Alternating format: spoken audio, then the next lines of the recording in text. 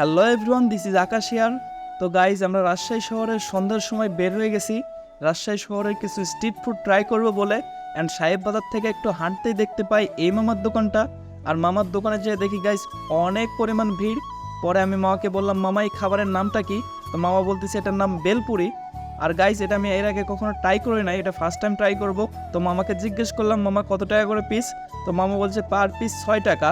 মানে এটা এক প্লেটে থাকে 12টা, বা আপনি একটা করেও চাইলে খাইতে পারেন। আর এখানে খাইতে আসলে গাইস আপনাকে কমপক্ষে আধা ঘন্টা সময় হাতে নিয়ে আসতে হবে, কারণ এখানে অনেক পরিমাণ ভিড় থাকে।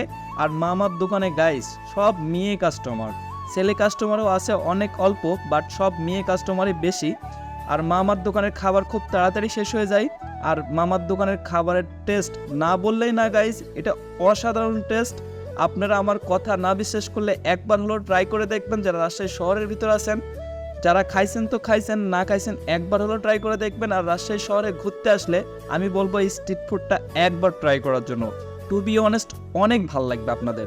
তো গাইজ দেখেন, মামা অনেক সুন্দর করে পরিবেশন করতেছে, আর মামার হাত অনেক ফাস্ট আর অনেক পরিষ্কার। তো মামাকে বললাম, মামা আমাদেরকে দেন 3 পিস। ফার্স্টে ভাবছিলাম যে খাইতে ভালো লাগবে না, পরে 3 পিস চাইলাম, তো মামা আমাদেরকে 3 পিসই দিচ্ছে। অ্যান্ড মামা দেখেন টক দিয়ে দিচ্ছে। আর গাইস, এটা টক দিয়ে মুখে দিলে একদম অসাধারণ। এটা মুখে অনেক সুন্দর করে ব্লাস্ট করে, অ্যান্ড টেস্ট একদম মানে সে লেভেলের।